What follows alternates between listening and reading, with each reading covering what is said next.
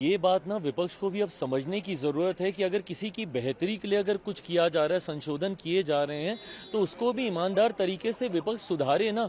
अगर पारदर्शिता किसी सिस्टम में लाने का प्रयास किया जा रहा है तो उससे ऐतराज किस बात का है। अगर एक ऐसा संशोधन लाया जा रहा है जो उस वर्ग के गरीब लोग हैं उनको मुख्य धारा के साथ जोड़ता है, तो इसमें तकलीफ क्या है। दिक्कत यह है कि जस्ट बिकॉज एनडीए लेके आ रहा है, प्रधानमंत्री नरेंद्र मोदी लेके आ रहे हैं, तो ये गलत ही है।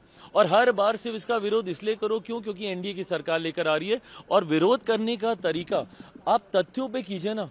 आज मुझे बता दीजिए कितने ऐसे विपक्ष के सांसद हैं जिन्होंने तथ्यों की बात की। उन्होंने सिर्फ एक जनरलाइज स्टेटमेंट दिया कि मुसलमानों के विरोध में है ये सरकार, मुसलमानों को खत्म करना चाहती है, मुसलमानों को हाशिए पे फेंकना चाहती है। हम लोग के ऊपर भी वही आरोप। हाँ, मुझे बताइए, मैं रामविलास पासवान का बेटा हूं।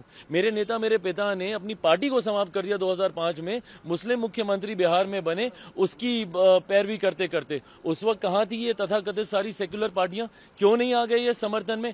आज मेरी धर्मनिरपेक्षता के ऊपर, आज मेरे सेक्युलरिज्म के ऊपर आप सवाल खड़े करते हैं, बट उन लोगों का आप साथ देते हैं जिनको सच्चर कमेटी की रिपोर्ट कहती है कि भैया मुसलमान की बदहाल परिस्थिति के जिम्मेदार ये लोग हैं। कांग्रेस का आप साथ देंगे, राजद जैसी पार्टी का साथ देंगे जिन्होंने खुद वक्त को लेकर, लालू जी का बयान वायरल है आज की तारीख में, हर कोई जान रहा है उन्होंने क्या कहा क्या नहीं। और विपक्ष की ये आदत बन गई है डराने की लोगों को। इन्होंने इसी तरीके से डराते डराते सीए के बारे में इन्होंने भ्रम फैलाने का प्रयास किया कि वो नागरिकता छीन लेगा। कौन से मुसलमान की नागरिकता छीन ली गई मुझे बताइए। मैंने सदन के इसी पटल में मैंने बोला था कि हाथ कंगन को आरसी के आने वाले समय में पता चल जाएगा किसकी नागरिकता गई। इतना समय हो गया, कौन से मुसलमान की नागरिकता छीन ली गई? धारा 370 हटाने को लेकर इसी तरीके का भ्रम फैलाया गया। हर बार लोगों को सिर्फ डरा कर, और आज पुनः अगले 2 साल में पता चल जाएगा ना, 2029 में हम लोग फिर जाएंगे चुनाव में। 29 के चुनाव में परिणाम दिख जाएंगे। अभी बिहार का चुनाव है 6-7 महीने के बाद, उसमें पता चल जाएगा भैया। अगर आप मुसलमानों के हक में, और ऐसे मुसलमानों के हक में जो गरीब वर्ग से आते हैं, उनको मुख्य धारा के साथ जोड़ने की सोच के साथ लाते हैं, तो इन लोगों को तकलीफ होती है। क्यों? क्योंकि ये लोग भ्रष्टाचारियों का संरक्षण करने की सोच रखते हैं।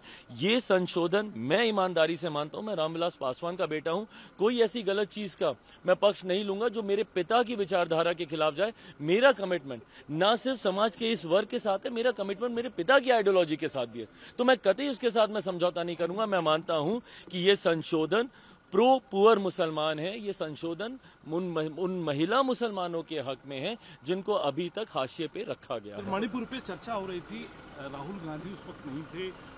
अब ये बता दीजिए इन लोग की गंभीरता, एलओपी की गंभीरता बताइए।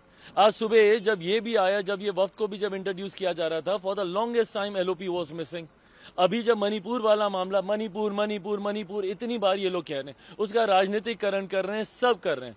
और जब गृह मंत्री जी जब उसके ऊपर जब जवाब दे रहे हैं, जब अपनी बातों को रख रहे हैं, जब स्पष्टीकरण दे रहे हैं, आपके सवालों के जवाब दे रहे हैं, तो आप मौजूद रहना भी जरूरी नहीं समझते। वक्त के दुनिया भर के ये लोग माहौल बना रहे हैं, जनता के बीच जा रहे हैं, मुसलमानों के बीच जा रहे हैं। आप दिन के विजुअल्स निकाल के देखिए, विपक्ष के कितने सांसद कब कब मौजूद थे। और खास तौर पर एलओपी की भूमिका, भाई you have to be present in the house, counter us every time, then you say that कि ये स्पीकर आपको बोलने नहीं देते, सरकार आपको बोलने नहीं देती। आप रहिएगा तब तो आप बोलिएगा, आप रहेंगे ही नहीं तो बोलेंगे कब?